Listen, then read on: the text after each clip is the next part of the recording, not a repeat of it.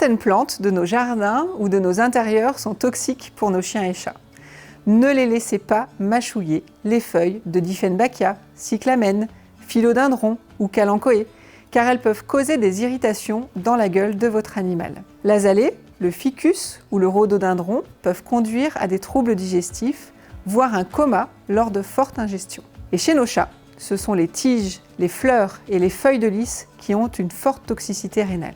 Les feuilles et les fleurs de laurier rose, mais aussi les bulbes de tulipes ou de jonquilles, sans oublier le muguet, sont aussi dangereux si nos animaux les mastiquent. Les substances toxiques sont présentes selon les plantes dans les feuilles, les bulbes, les fleurs ou la tige. Les signes sont le plus souvent des douleurs abdominales, des diarrhées et des vomissements.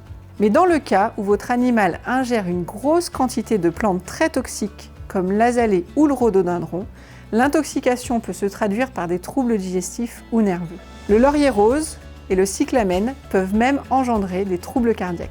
Quant au muguet, l'ingestion de ces brins peut causer des vomissements, diarrhées et problèmes cardiaques, voire des convulsions chez nos animaux. N'attendez pas l'apparition des symptômes d'intoxication et ne tentez pas des remèdes de grand-mère, ni de faire vomir vous-même votre animal, car cela peut aggraver la situation. Appelez immédiatement votre vétérinaire ou un service d'urgence vétérinaire. Indiquez-leur la plante incriminée et la quantité ingérée, ainsi que l'heure approximative d'ingestion.